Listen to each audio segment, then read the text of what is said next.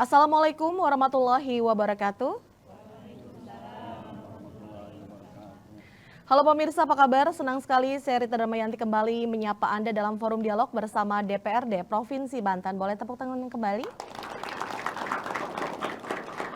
Pemirsa, tidak terasa hampir kurang lebih dari sepekan Pesta Demokrasi Pemilihan Kepala Daerah atau Pilkada ini akan dihelat pada 27 November mendatang. Dan diharapkan pelaksanaan pemilihan Bupati dan Wali Kota serta pemilihan Gubernur akan berjalan kondusif dan juga pemilu damai akan mewujud. Oleh sebab itu, dalam rangka mengantisipasi gangguan keamanan dan juga ketertiban masyarakat jelang Pilkada Damai 2024, tentunya deteksi dini dan juga pencegahan ancaman, tantangan, hambatan ini tentu harus bisa terlaksana. Lantas upaya apa yang akan dilakukan atau dipersiapkan oleh pemerintah Provinsi Banten dan sejauh apa pula sinergi yang dilakukan? Bersama kami sudah hadir beberapa narasumber. Yang pertama ada anggota Komisi 1 DPR Banten, ada Bapak Haji Agus Supriyatna MHMS. Ya, Assalamualaikum. Waalaikumsalam warahmatullahi wabarakatuh. Apa kabar Pak Agus? Alhamdulillah baik, Mbak Rita. Alhamdulillah. Sebelumnya saya mau mengucapkan selamat juga walaupun agak terlambat gitu kan. Selamat atas terpilihnya kembali Bapak sebagai anggota Dewan dan semoga bisa amanah dan mengemban kepercayaan masyarakat tentu saja ya Pak ya. Amin. Nanti kita ngobrol lebih jauh Pak terkait dengan pelaksanaan pilkada yang akan dihelat kurang lebih sepekan lagi ya Pak ya. Siap. Baik. Dan kami juga sudah mengundang ini dari Kesbang Pol Banten, ada Bapak MA Hendi Hendrawan SE MSI selaku analis kebijakan bidang politik. Halo Pak Hendi, apa kabar? Alhamdulillah sehat. Kali pertama kita berjumpa mudah-mudahan dalam kondisi prima ya Pak hari ini ya. Insya Allah. Dan kita akan ngobrol lebih banyak terkait dengan upaya-upaya apa saja yang sudah dipersiapkan oleh Kesbang Pol sendiri untuk menjaga kerawanan dari pilkada sendiri ya Pak ya. Betul. Baik, kami juga sudah mengundang ada tokoh masyarakat, ada Bapak Dr. Haji Tony Anwar Mahmud MSI. Halo Pak Tony. Halo juga. Lama tidak berjumpa, apa kabarnya nih? Alhamdulillah sehat. Sedang sibuk apa Pak Tony? Sedang sibuk nemenin Pak Agus. Oh baiklah, saya juga sedang sibuk membawakan acara ya. Iya. Baiklah, dan kita juga sudah bersama dengan teman-teman ini dari seluruh mahasiswa-mahasiswi yang ada di Provinsi Banten ini rata-rata dari Gen Z semua ya, walaupun ada yang milenial atau mungkin sudah ada di atas rata-rata ini. Baik, halo semuanya, apa kabar? Baik, tentunya sudah memiliki hak suara ya untuk memilih nanti 27 November. Sudah ada calon yang akan dipilih? Kalau belum ada, Pak Tony siap untuk dipilih ya. Baiklah, sebelum kita membuka diskusi kali ini, seperti kita ketahui pelaksanaan pilkada ini akan dihelat kurang dari sepekan nih Pak Agus. Lantas bagaimana inklusivitas masyarakat selama pelaksanaan masa kampanye yang masih tersisa kurang lebih 2-3 hari ini? Ya, saya melihat pilkada tahun 2024 ini kan berbeda dengan pilkada sebelumnya ya. Di mana ini kan serentak nih. Iya. Yang dalam sejarah pilkada di Indonesia ini baru sekarang serentak se-Indonesia, harinya sama ya, di mana pemilihan gubernur, pemilihan bupati, wali kota ini dilakukan dalam waktu 1 hari. Betul. Dan ini baru pertama kali di Indonesia. Dan ini dilakukan serentak se-Indonesia. Dulu kan beda-beda, umpamanya pilkada gubernur nggak sama tuh dengan bupati wali kota. Iya betul. Nah sekarang serentak. Apa artinya? Ini adalah ada konsekuensi, ada plus minusnya. Yang pertama, ini pilkada ini adalah menurut saya ajang gagasan bagi para calon. Di mana semua calon gubernur, calon wakil gubernur, calon bupati, calon wakil bupati, calon wali kota, mereka kan selama ini kan sudah memberikan gagasan-gagasan kepada masyarakat Banten ya. Betul. Terkait dengan isu-isu yang akan dijual. Program-program apa yang mereka jual. Sehingga menurut saya jual gagasan dan ide ini harus diapresiasi. Lalu yang kedua pemilihnya. Saya kira pemilih masyarakat Banten ini punya karakteristik tersendiri. Umpamanya setiap event pemilu, baik itu pemilu legislatif, pilpres maupun pilkada di Banten ini selalu kondusif dan juga menyelesaikan melalui jalur-jalur hukum. Melalui Mahkamah Konstitusi, melalui PT UN, dan masyarakat Banten itu dewasa dan berpolitik. Jadi menurut saya inilah pentingnya pesta demokrasi lokal ala pilkada yang harus kita nikmati dengan riang gembira. Lalu yang ketiga adalah partai politik. Partai politik adalah civil society yang memang itu mereka berhak mengajukan calonnya. Jadi menurut saya partai politik dan juga ada calon independen perseorangan. Menurut saya ini bagaimana kita bareng-bareng ya menuju pesta demokrasi pilkada bukan dengan emosional, Betul. bukan menyebarkan hoax, sehingga masyarakat Banten bisa tercerahkan dengan pesta demokrasi ini. Dan gagasan-gagasan inilah yang kita tunggu, sehingga kemajuan Banten ini merupakan sebuah keniscayaan untuk 5 tahun ke depan. Oke, Pak Agus, ini kan tadi dikatakan bahwa ini pilkada serentak ini merupakan kali pertama gitu kan dilakukan serentak di seluruh Indonesia, bahkan seluruh provinsi Banten juga ini melaksanakan pemilihan gubernur, wali kota dan juga bupati. Sebagai seorang yang juga mungkin memiliki pengalaman di KPU sendiri waktu itu, ini bagaimana sih plus minus dari pilkada serentak ini dan juga sejauh apa persiapan yang harus dipersiapkan oleh pemerintah sehingga pilkada ini benar-benar matang nantinya?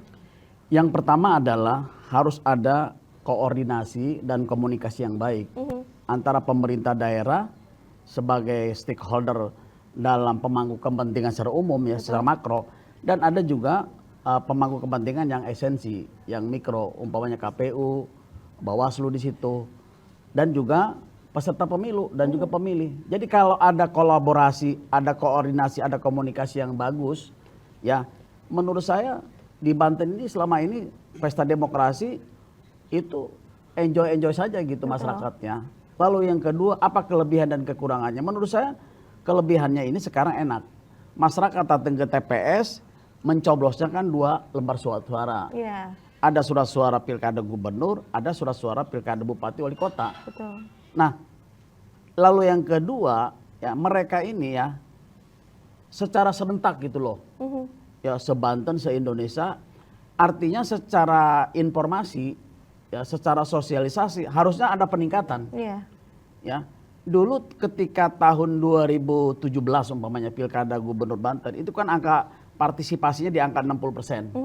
Menurut saya harusnya sekarang di atas 60, 60%, ya, betul. bisa 70, bisa 80. Kenapa? Karena informasi kepada masyarakat itu masif, Betul. ya, tidak parsial, tidak hanya kabupaten ini yang pilkada, tidak kota ini, tapi seluruh Indonesia. Bagaimana kita sekarang ya di media televisi tiap hari melihat gagasan melalui debat terbuka di TV, kita menyaksikan dari Sabang sampai Merauke. Apalagi ditunjang dengan media sosial kali ini yang lebih masif Apalagi gitu ya, melalui Pak. media sosial ya. Betul. Nah, menurut saya sekarang bagian daripada ini pencerahan ya bagi para pemilih Gen Z ya, para pemilih milenial, agar pilkada itu intinya bukan kita menang kalah, Betul. tapi bagaimana memberikan gagasan ide untuk kemajuan Banten yang lebih baik ke depan gitu. Betul, dan sekaligus juga memberikan pendidikan demokrasi juga kepada para masyarakat seperti itu Pak Agus ya. Ya. Pak Agus, saya beralih dulu ke Pak Hendy. Pak Hendy, sebelum kita berbicara soal pemetaan dan juga deteksi dini, ini apa sih yang menjadi tugas dan juga fungsi dari Kesbangpol terkait dengan pelaksanaan pilkada serentak kali ini nih Pak? Ya, terima kasih.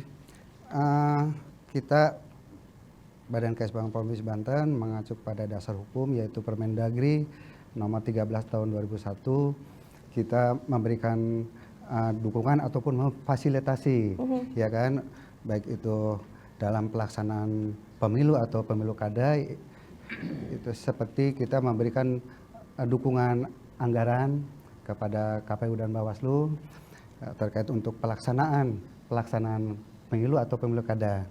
Dan selanjutnya kita pun memberikan edukasi kepada masyarakat, yaitu kita melakukan sosialisasi, gitu. Dan setiap pelaksanaan pemilu itu tadi, kita Kesbangpol selalu berdasarkan Permendagri nomor 9, kita pun diingatkan untuk memberikan ruang untuk bagi yang untuk berkoordinasi atau konsultasi keterkaitan dengan pemilu, sehingga kita menyiapkan tempat yaitu seperti Deks Pilkada itu tadi, gitu. Jadi sasaran kita memang ke semua unsur, baik tingkat pemilih pemula atau pemilih rentan seperti itu.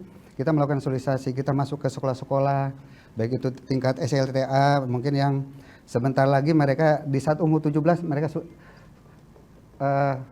sudah diperbolehkan mencoblos seperti itu ya. Nah, kita juga mengundang beberapa mahasiswa dari seluruh perguruan tinggi yang ada di Banten untuk memberikan pendidikan politik kepada mereka itu. Oke, sebelum kita bahas lebih jauh terkait dengan pendidikan politik yang mungkin sudah dilakukan oleh Kesbangpol, dari menanggapi apa yang sudah disampaikan oleh Pak Agus bahwa harus ada komunikasi yang masif dan juga ada kolaborasi yang dilakukan baik Kesbangpol provinsi maupun dengan di kabupaten kota ini, sejauh ini seperti apa nih komunikasi dan juga kolaborasi yang dilakukan? Kita memang dalam setiap kegiatan selalu bersama-sama dengan pemerintah daerah tingkat kota kabupaten, Karena yang punya wilayah kabupaten kota. Betul. Sehingga di saat kita mau melakukan sosialisasi di tingkat kecamatan dengan mengundang seluruh kepala desa yang di bawahnya, begitupun tokoh-tokoh masyarakat yang ada di lingkungan kecamatan itu tadi, kita selalu melakukan koordinasi dan melakukan pekerjaan itu bersama-sama. Artinya kita melakukan di tempat di mana misalkan kita melakukan pekerjaan di sosialisasi misalkan di Kabupaten Serang. Jelas kita bekerjasama dengan Kesbangpol yang Kabupaten Serang, dan kita bersepakat wilayah mana yang kira-kiranya tingkat kerawanannya ataupun pemahaman demokrasinya masih minim Betul. sekali.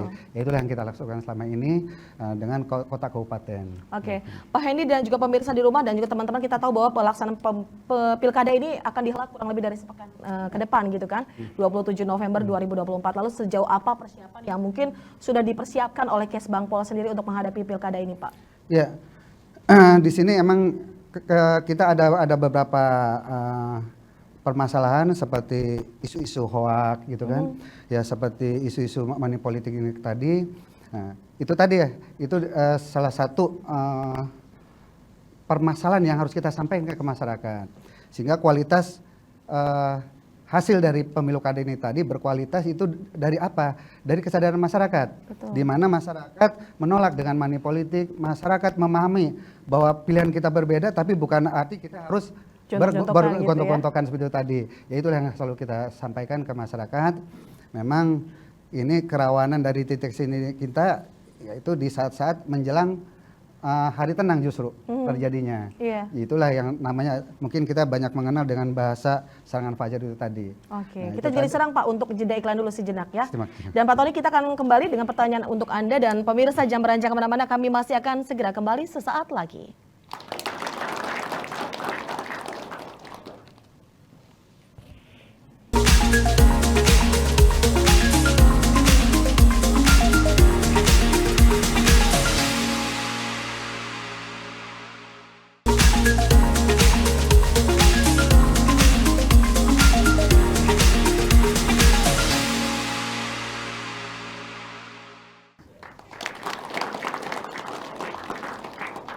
Ya pemirsa, terima kasih Anda masih bersama kami dalam forum dialog bersama DPRD Provinsi Banten, dan kita masih mengulas tentang deteksi dini kerawanan jelang pilkada, ciptakan pilkada damai. Pak Tony, menurut Anda apa yang paling menjadi tantangan utama yang sering muncul dalam perhelatan pilkada serentak di tahun ini?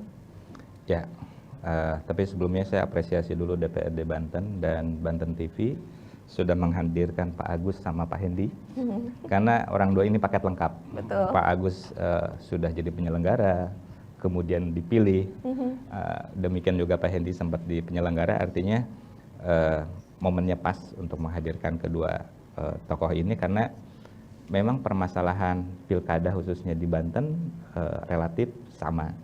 Artinya seringkali perbedaan pilihan ini masih menjadi sebuah konflik sosial, walaupun tidak terlalu meluas tetapi selalu timbul. Nah, hal ini saya pikir yang dilakukan oleh DPRD dan Kesbangpol alangkah lebih baiknya digeser sedikit. Yang sebelumnya berkunjung kepada perguruan tinggi atau sekolah, mungkin pada saat paripurna Pak Agus bisa mengundang secara bergilir perguruan tinggi atau sekolah untuk hadir di ruang paripurna, sehingga bisa menyaksikan proses politik itu seperti apa. Pendidikan politik yang dilakukan Kesbangpol juga seringkali diadakan di luar dan sebagainya, mungkin bisa dibalik lagi dengan menghadirkan teman-teman, sehingga pendidikan politiknya clear gitu, bahwa langsung melihat secara nyata bahwa tidak mudah dalam sebuah pengelolaan pemerintah daerah, sehingga teman-teman semakin jelas. Dan pada saat pilkada hari ini akhirnya bisa menentukan profil seperti apa yang dibutuhkan oleh Provinsi Banten. Apa menurut Pak Tony pendidikan politik yang dimiliki oleh masyarakat Banten saat ini masih belum mumpuni atau seperti apa sebenarnya? Pendidikan politiknya sudah bagus, baik oleh DPRD ataupun pemerintah daerah melalui Kesbangpol, tetapi masih satu arah di dalam sebuah ruangan menghadirkan narasumber, tetapi teman-teman belum diberikan kesempatan untuk menyaksikan secara langsung, misalkan bagaimana hiruk pikuknya penyusunan sebuah perda di DPRD itu begitu banyak perjuangan dari anggota pansus untuk mengedepankan kepentingan masyarakat. Nah, ini kan belum dilihat oleh teman-teman pelajar atau mahasiswa khususnya. Tetapi kalau mereka secara khusus bergiliran diundang oleh DPRD, saya pikir itu lebih menarik. Ada keterlibatan secara langsung begitu ya? Ada keterlibatan secara langsung, walaupun hari ini lebih menghadirkan junior, teman-teman kindergarten, TK dan sebagainya sering dihadirkan untuk memperkenalkan itu loh parlemen dan sebagainya. Saya pikir sudah saatnya teman-teman pelajar dan mahasiswa dihadirkan pada setiap paripurna sehingga Pak Agus juga bisa on time nanti membuka paripurnanya gitu ya Pak Agus ya. Oke. Saya beralih kembali ke Pak Hendy. Pak Hendy, menurut Anda apa saja nih potensi kerawanan yang biasanya muncul dalam pelaksanaan pilkada serentak khususnya di Provinsi Banten nih Pak Hendy? Kerawanan yang ada di Provinsi Banten yaitu mungkin salah satunya masih banyaknya aparat pemerintah atau ASN dalam hal ini, netralitas ASN yang banyak dipertanyakan, dan itu juga bukan sebuah hoak juga ya, tapi secara fakta data memang banyak gitu. Karena di Banten ini kita dapat kategori tingkat kerawanan sedang sebenarnya sih, bersyukurlah dari 28 provinsi kita masuk 17 yang dianggap tingkat kerawanannya sedang. Yang lebih banyak lagi di kita itu tadi data yang ada dari Bawaslu yang memang selalu koordinasi dengan kami, Kesbangpol Provinsi Banten. Kerawanan kita itu lebih banyak perilaku ASN yang tidak netralitas.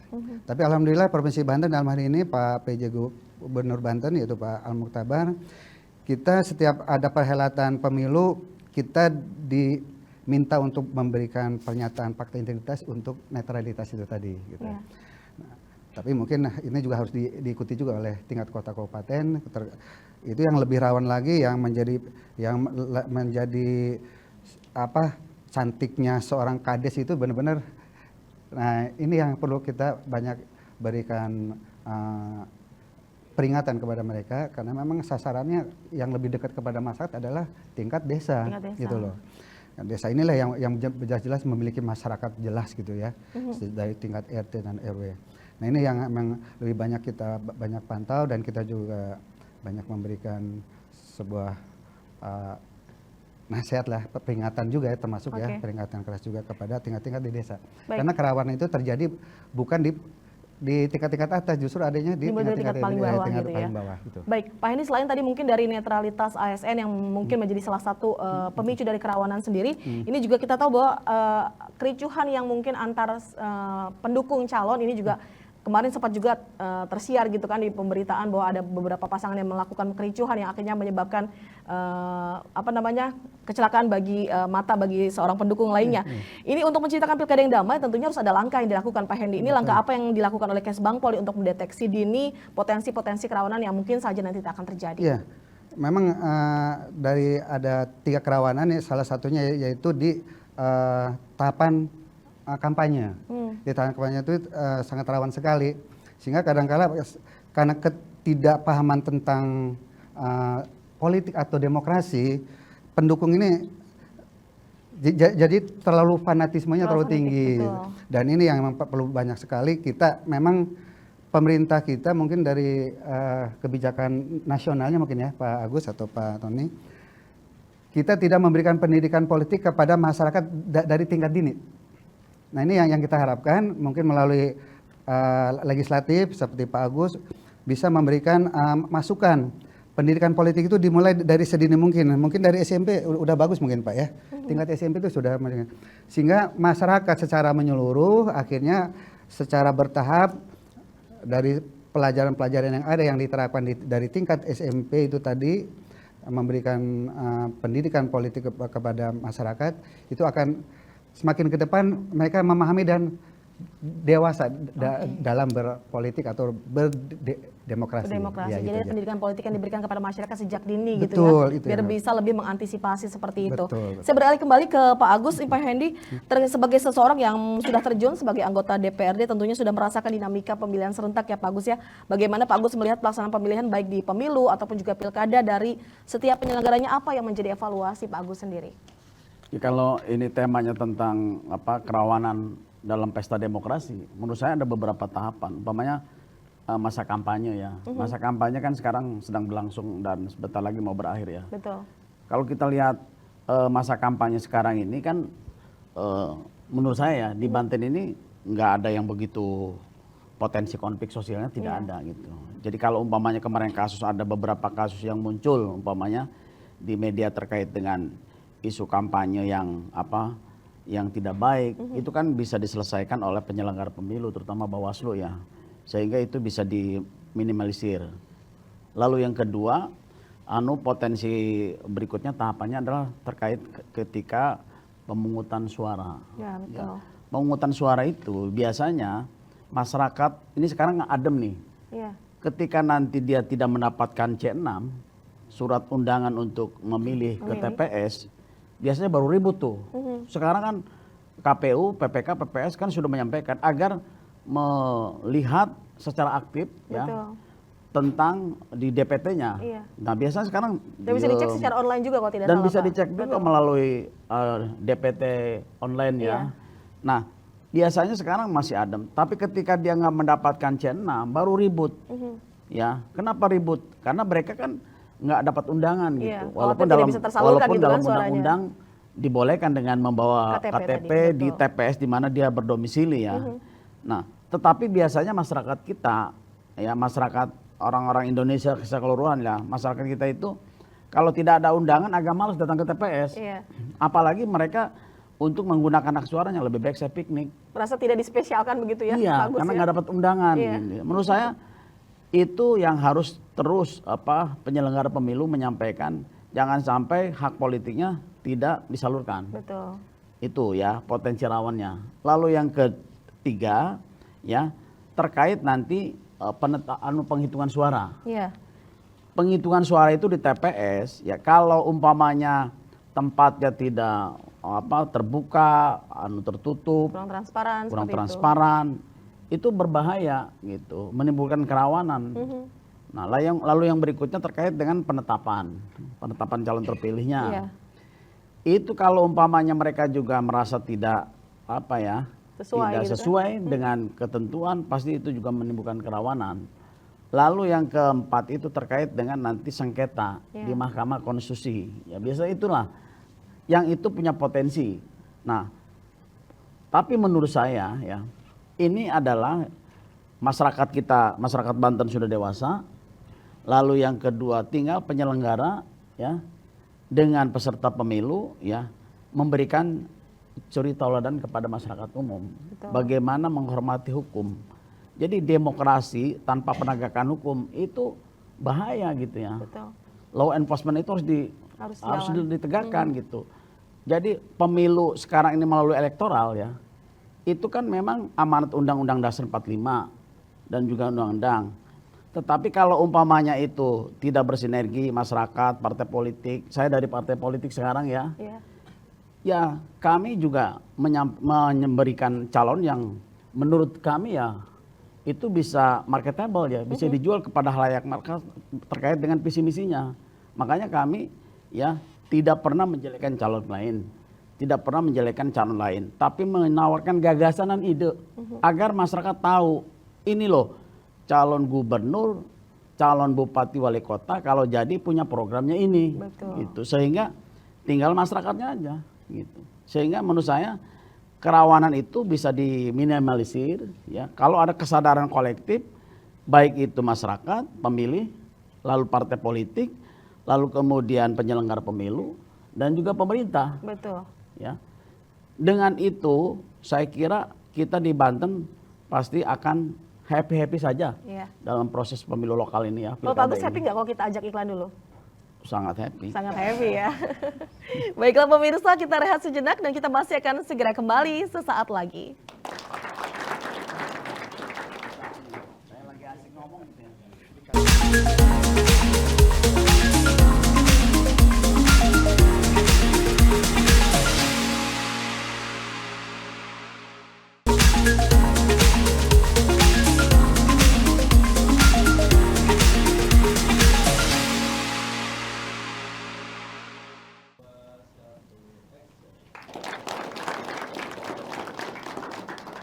Ya pemirsa, terima kasih Anda masih bersama kami dalam forum dialog bersama DPRD Provinsi Banten. Dan kita masih membahas tentang deteksi dini kerawanan jelang pilkada, ciptakan pilkada yang damai. Pak Tony, menurut Anda, apakah teknologi dan juga media sosial ini berkontribusi dalam mendeteksi atau justru malah memperburuk situasi dari kerawanan sendiri? Berbicara teknis, teknologi informasi itu sangat membantu sekali. Artinya algoritma terkait apa yang menjadi trending topiknya itu bisa terdeteksi dengan cepat tanpa harus ditungguin. Cuman sayangnya memang baik di pemerintahan daerah ataupun di penyelenggara sendiri belum fokus terhadap deteksi dini melalui media sosial. Padahal itu bagian yang bisa dengan cepat dan mudah untuk mengetahui algoritma apa misalkan berkenaan dengan hate speak atau hoax dan lain sebagainya, atau profil apa yang sedang dibahas oleh netizen dan sebagainya, khususnya yang di wilayah Provinsi Banten, itu bisa mengambil keputusan secara cepat, baik itu dari pemerintah daerah ataupun dari penyelenggara. Nah, mungkin ke depannya ini bisa dijadikan salah satu tools untuk deteksi dini. Karena kalau selebihnya, tadi Pak Agus sudah mengatakan, mekanismenya masih dilaksanakan oleh laporan masyarakat terhadap Bawaslu.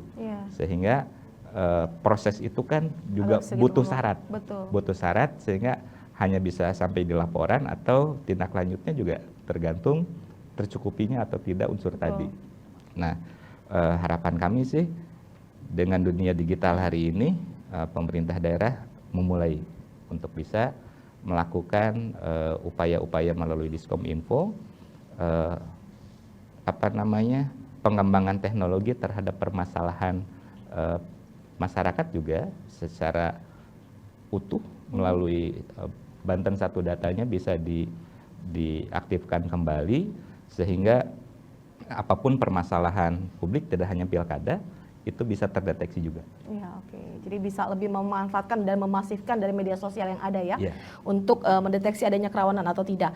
Baik, Pak Hendy, sebagai menurut Anda terkait dengan pemetaan, maksudnya yang dilakukan terhadap kerawanan pilkada nanti, titik-titik mana saja yang biasanya rentan akan terjadinya kerawanan nih Pak Hendy? Ya.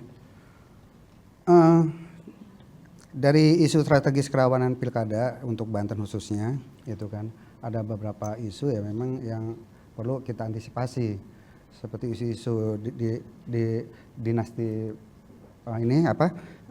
politik di dinasti kayak begitu, dan juga mobilisasi ormas mahasiswa dan LSM itu tadi, dan pelanggaran integritas netralitas penyelenggara ya baik itu KPU atau Bawaslu itu sendiri, itu juga menjadi isu strategis kerawanan dalam pilkada Banten ini tadi, seperti money politik, netralitas ASN, dan juga penggunaan media sosial untuk konsentrasi itu tadi. Itu menjadi isu yang dari pendataan kita, deteksi dini, itu beberapa isu kerawanan yang memang pasti terjadi gitu kan. Dan memang faktanya di lapangan seperti itu juga itu. Oke. Ya. Pak Hendy, kita tahu bahwa pendidikan politik ini sangat berperan gitu kan dalam mewujudkan pilkada yang damai dan juga aman. Terkait dengan pendidikan politik sendiri, ada program khusus yang dilakukan oleh Dikesbangpol sendiri terkait untuk memberikan pendidikan politik khususnya kepada masyarakat ataupun juga mahasiswa dan lainnya? Dalam kita mensosialisasikan pendidikan politik, memberikan kepada pemilih pemula, terutama kita mengacu kepada pemula. Bahkan pensiunan TNI Polri juga disebut pemilih yang rentan juga itu. Iya, betul. Dan itu justru mereka yang sebenarnya sudah pensiun, tapi itu masih masuk kategori pemilih rentan yang perlu kita banyak berikan edukasi terhadap perkembangan politik, baik pun politik itu tadi kan kita sampaikan sikap kita terhadap hal-hal yang memang membuat demokrasi kita ini dianggapnya jelek ataupun seperti apa. Nah, itu memang untuk memberikan pendidikan politik ini tadi agak sulit juga, karena sasaran kita juga yang ke daerah, terutama yang di daerah. Nah, yang di daerah sendiri kebanyakan mereka malah kurang punya atensi juga terhadap ini. Effortnya kurang gitu ya, Pak? Betul, betul. Sehingga memang kerawanan banyak terjadi di daerah-daerah yang terpencil, yang memang informasi itu tidak benar-benar dia terima secara hanya isu-isu saja gitu kan. Bahkan ini tadi isu hoak yang melalui medsos ini tadi sangat Malah rentan terhadap tadi ya, terhadap daerah-daerah yang tadi. terpencil tadi ya, Pak Itulah, Handi. karena medsos ini udah zaman digital ini sangat rentan untuk terjadinya informasi-informasi yang tidak valid gitu kan. Mereka tanpa harus dikaji terlebih dahulu langsung dia kirim lagi, sehingga dalam 1 detik 1000 pemegang HP itu Oke. udah bisa ini. Saya beralih kembali ke Pak Hendy, ke Pak Agus tadi terkait dengan berita-berita hoax. Pak Agus, kita tahu ini menjadi salah satu pemicu dari kerawanan dan banyaknya masyarakat yang mungkin terpapar berita hoax. Sebenarnya apa yang harus dilakukan oleh masyarakat agar tidak terpapar berita-berita hoax yang saat ini mungkin sudah menyebar nih untuk di pilkada seperti ini? Ya, kalau IKP ya, namanya IKP ya, Indeks Kerawanan Pilkada atau Pemilu ya. Itu kan biasanya dirilis oleh Bawaslu RI. Umpamanya dari beberapa provinsi di Indonesia ini, mana yang paling tinggi IKP-nya? Kan itu sudah merilis ya, Bawaslu. Cuman sayangnya itu mereka merilisnya itu tidak sampai ke desa sama kampung-kampung itu. Umpamanya kurang gitu ya. Umpamanya di Kabupaten Serang katanya. Itu yang potensi IKP-nya tinggi di desa mana gitu. Di kecamatan mana. Jadi nanti itu bisa dideteksi. Kan itu sangat penting itu ya. Kan selama ini kan di IKP itu provinsi aja, provinsi lalu kabupaten, kota, tapi nggak sampai ke desa gitu. Indeks kerawanan pemilunya sampai tidak terdetil lah. Menurut saya itu harus dijabarkan lagi ya, sehingga stakeholder ya, baik pemerintah daerah maupun pihak aparat ya, mereka bisa melakukan pendeteksian itu mengacunya kepada IKP itu. Nah, lalu kemudian terkait dengan berita hoax-nya, menurut saya suka tidak suka ini eranya ya, era digitalisasi yang kita setiap hari disuguhkan. Kita umpamanya bangun tidur, bangun tidur itu sekarang yang kita pegang apa dulu coba? Apa istri kita?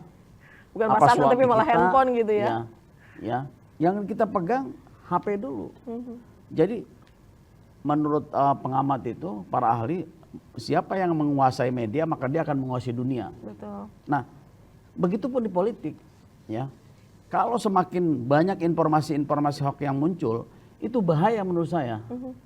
Karena masyarakat dibodohi. Jadi dibodohi itu masyarakat itu bukan kita ngomong ke masyarakat menjelekin orang, tapi di media sosial yang sangat masif itu bahaya menurut saya.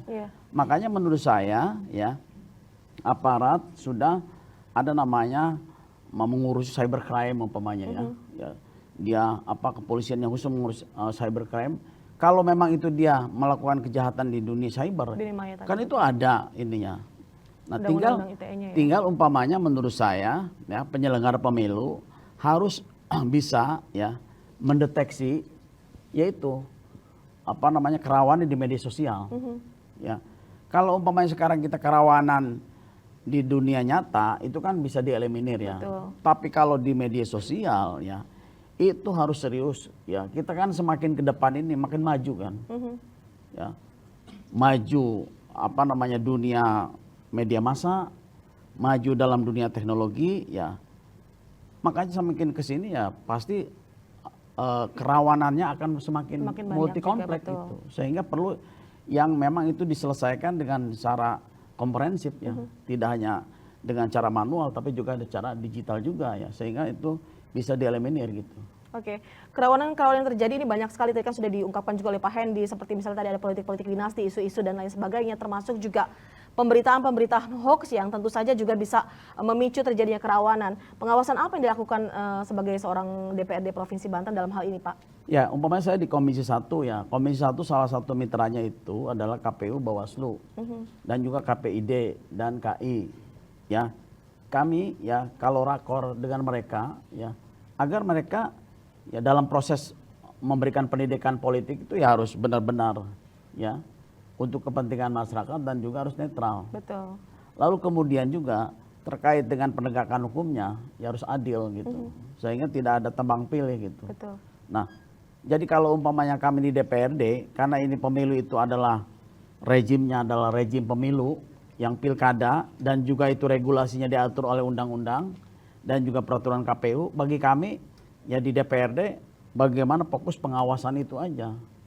Ya, dengan cara koordinasi lalu turun ke bawah melihat dan menyampaikan juga kepada mereka. Ya. Ya, kalau ada umpamanya terkait dengan kelambatan logistik ya. Kalau juga umpamanya ada yang itu memang tidak dilakukan dengan baik gitu ya oleh penyelenggara pemilu. Karena bagi kita ini pemilu itu bukan hanya hajat penyelenggara ansih ya, Iya. tapi semua stakeholder masyarakat ya Harus bisa turut merasakan gitu ya Pak ya. merasakan dan juga memberikan kontribusi Betul. agar pilkada ini damai, nyaman dan mengasihkan. Betul. Kita juga asik nih Pak kalau berikan kesempatan kepada teman-teman nih Pak ya. Iya. Untuk berikan kesempatan nih boleh dari sebelah kanan, silakan. Assalamualaikum warahmatullahi wabarakatuh. Waalaikumsalam warahmatullahi wabarakatuh. Menurut Bapak, apa yang menjadi tolak ukur keberhasilan Pilkada serentak 2024 dan upaya apa saja yang bisa kita lakukan untuk mewujudkannya? Terima kasih. Oke, baik. Terima kasih. Selanjutnya pertanyaan 2. Ya, silakan. Baik, bismillahirrahmanirrahim. Assalamualaikum warahmatullahi wabarakatuh. Waalaikumsalam. Mungkin saya ingin bertanya kepada Pak Kesbangpol. Pada pilkada kali ini, mungkin banyak pemula atau Gen Z yang masih pemula dalam mencoblos. Pertanyaan saya, upaya apa saja yang telah dilakukan pemerintah dalam meningkatkan jumlah pemilih pemula? Mungkin terima kasih. Sekian, wassalamualaikum warahmatullahi wabarakatuh. Waalaikumsalam warahmatullahi wabarakatuh. Satu penanya lagi boleh?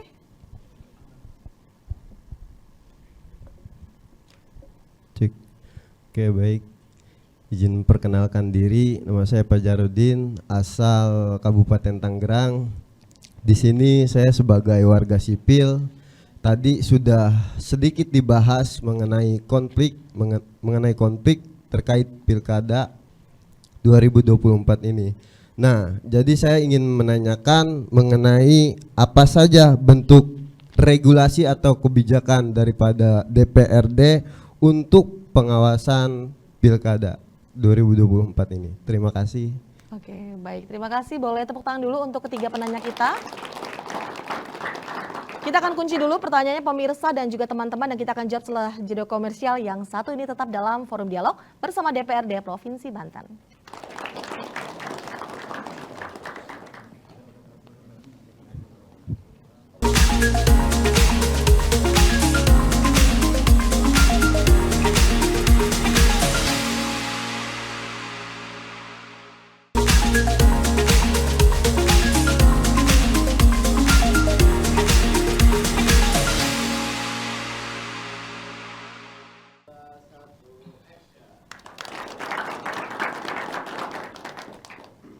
Terima kasih pemirsa, Anda masih menyaksikan forum dialog bersama DPRD Provinsi Banten dan kita masih membahas tentang deteksi dini kerawanan jelang Pilkada Ciptakan Pilkada Damai. Tadi sempat memberikan kesempatan kepada teman-teman untuk bertanya langsung kepada narasumber dan waktunya untuk menjawab terkait dengan Pak Tony, menurut Anda apa sih yang menjadi tolak ukur keberhasilan Pilkada serentak 2024 dan upaya apa saja yang bisa kita lakukan untuk mewujudkannya?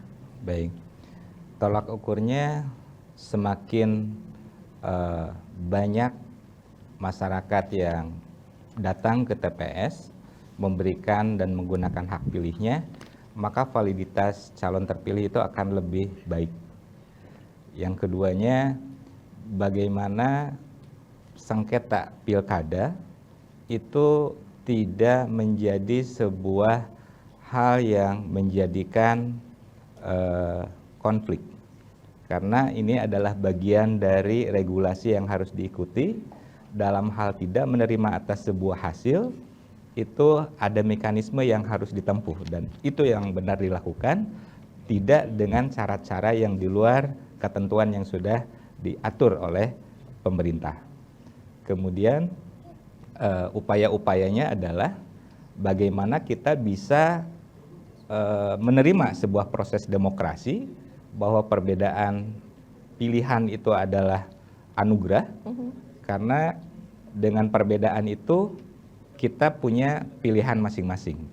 Sehingga dengan perbedaan pilihan tadi tujuannya sama, kita punya visi yang sama untuk menjadikan Banten ataupun kabupaten kota di Banten menjadi lebih baik dan bisa mensejahterakan masyarakatnya. Betul. Perbedaan pendapat itu anugerah gitu ya. Baik, boleh tepuk tangan dong untuk Pak Tony terkait dengan statementnya.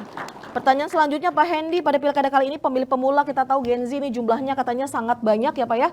Upaya apa saja yang telah dilakukan pemerintah nih Pak dalam upaya meningkatkan jumlah pemilih pemula? Ya, terima kasih. Ya, salah satunya kita kan sebagaimana tadi kita sampaikan, salah satu tupoksi kita Kesbang Provinsi Banten dalam mewakili pemerintahan daerah Provinsi Banten, kita ditugaskan posisinya selalu memberikan pendidikan politik, sosialisasi, informasi kepada masyarakat supaya masyarakat itu menggunakan hak pilihnya. Nah, dengan apa yang dengan berbagai macam sarana prasarana kita sampaikan itu kepada pemilih pemula dari tingkat SL, STA yang sudah mau lulus dan juga yang mahasiswa. Itu kita selalu banyak undang untuk melakukan, bahkan bukan hanya kita menyampaikan materi-materi saja, tapi kita ajak berdialog juga, Ibu. Kita ajak berdialog apa yang terutama untuk bagi mahasiswa FISIP ya, terutama yang kita banyak undang, kita minta inputnya. Seperti apa untuk peningkatan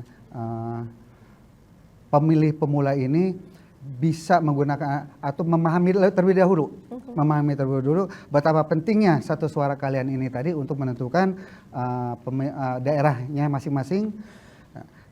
Jadi tingkat tadi yang disampaikan oleh ini betul tadi, bahwa tingkat keberhasilan pemilu itu tadi sebenarnya seberapa besar masyarakat yang hadir datang ke TPS dan mencoblos. Iya, betul. Karena target kita RPJ Provinsi Banten itu 80%. Nah itu pun sepertinya jarang tercapai ya Pak Agus. Sebagai Dewan mungkin lebih tahu, mereka memang wakil dari masyarakat Banten sendiri. Kita tidak pernah mencapai lebih dari 80%. Jadi salah satu keberhasilan pemilu kada kita yaitu seberapa besar masyarakat yang hadir ke TPS. Nah itu presentasinya bisa menjadi salah satu aspek penilaian keberhasilan, ya kan? Keberhasilan masyarakat yang hadir, kalau bisa 100% berarti keberhasilan pemerintah. Betul. Itu aja. Ya mudah-mudahan informasi ini juga tersampaikan. Kita juga di saat acara dialog, kita minta peserta yang hadir untuk minimal menyampaikan ini kepada lingkungan yang terdekat dulu. Ya kan, baik itu saudara atau tetangga, itu bisa menyampaikan lagi apa yang telah mereka terima, informasi dari kita, materi-materi dari kita terkait dengan keberhasilan pemilu yang ada di Provinsi Banten. Dan kita juga punya ini Bu, kita kebetulan punya data ya, data yang ada di sini. Saya kurang ini presentasinya yang lupa. Ini tingkat kerawanan kita ini yang tertinggi itu adanya di Kabupaten Pandeglang. Mungkin di sini ada teman-teman yang dari Pandeglang. Itu tingkat kerawanan yang tertinggi itu Pandeglang dengan 77,7%. Wow. Tingkat kerawanannya. Dan untuk Lebak yang kedua Lebak, yaitu sekitar 58,7%. Yang ketiga, ranking ketiga justru Kota Serang ini. Kota Serang ini 53,3%. Ini kerawanan tertinggi 3. Kalaupun yang lainnya seperti Kabupaten Tangerang itu Tangsel itu 42%. Itu udah masuk kategori tingkat kerawanan yang sedang. Dan Kabupaten Tangerang itu 34,1%. Kabupaten Serang 33,2%. Cilegon 32,4%. Kota Tangerang yang terendah yaitu 29%. Oke, jadi daerah Banten Selatan yang malah lebih rentan ya Pak ya? Rentan sekali, iya. Oke, baik. Boleh tepuk tangan dong untuk statement dari Pak Hendi. Pak Agus, apa saja menurut Pak Agus bentuk regulasi atau kebijakan DPRD yang mendukung pencegahan konflik pilkada, Pak? Ya, pertama di pilkada ini maupun pemilu kan ada gugus penyelenggaranya ya. Kalau ke penyelenggaraannya itu KPU. Lalu kemudian pengawasnya Bawaslu sampai ke bawah ya. Iya. Sampai ke TPS, Panwas TPS ya. Lalu kemudian regulasinya jelas ya. Itu Undang-Undang 10 tahun 2016 tentang pilkada ya.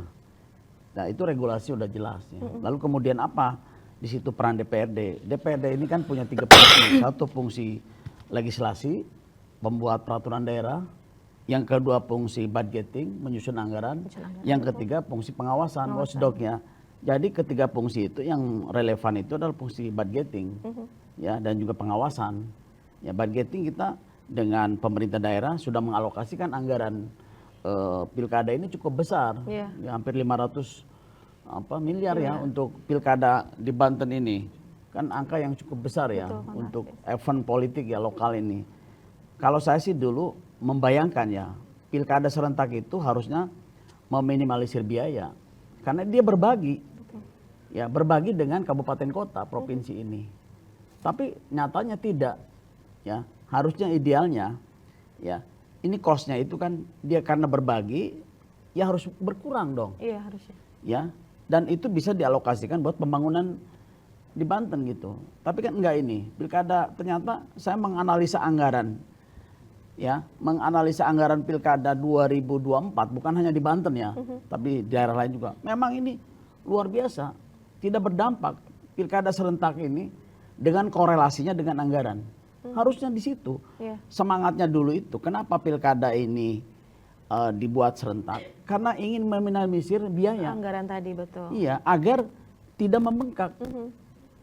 Nah, mana cost sharing yang dibagi untuk kabupaten dari APBD kabupaten, mana yang dari APBD kota, mana yang provinsi. Sehingga ini bisa mengecil biaya ini. Tapi buktinya sekarang tidak. Ya, pilkada biaya kabupaten juga gede, kota gede, provinsi gede. Jadi secara logika anggaran itu nggak berdampak. Pilkada serentak itu, ya. Kalau logika anggaran ya. Tapi menurut saya ini kan test case ya. Walaupun sebetulnya kalau event politik nggak boleh test case, tapi ya realitasnya seperti ini harus kita laksanakan ya. Karena politik itu mahal, ya, mahal bagi negara, mahal bagi peserta, mahal bagi masyarakat. Dengan biaya yang mahal itu, menurut saya, ya harus diminimalisir terkait dengan konflik tadi, kerawanan itu. Betul. Sehingga, ya, pemilu yang melalui elektoral itu, masyarakat dibuat senang, bahagia, ya. Menyambutnya dengan sukacita begitu. Apalagi sekarang dengan bonus demografi yang besar, pemilih terbanyak itu adalah kelompok anak-anak pemilih pemula. Betul. Ya, anak-anak mahasiswa, anak-anak SMA, SMK yang kelas 3, kelas 12. Nah, menurut saya mereka ini bonus demografi yang harus diberikan pendidikan politik yang sehat.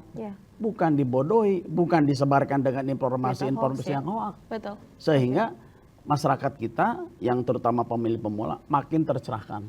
Itu. Oke, baik. Boleh tepuk tangan dong. Dan semoga juga dengan statement yang disampaikan Pak Agus kita juga semakin tercerahkan juga ya untuk bisa nantinya turut mensukseskan Pilkada 2024 pada tanggal 27 November 2024. Tidak terasa sudah 1 jam kebersamaan kita ya, masih banyak mungkin yang akan kita bahas, namun sudah di penghujung. Silakan closing statement Anda Pak Tony, apa yang disampaikan kepada pemirsa, silakan. Iya, untuk menghasilkan kepala daerah di Provinsi Banten, mari kita sama-sama hadir di TPS pada tanggal 27 November nanti.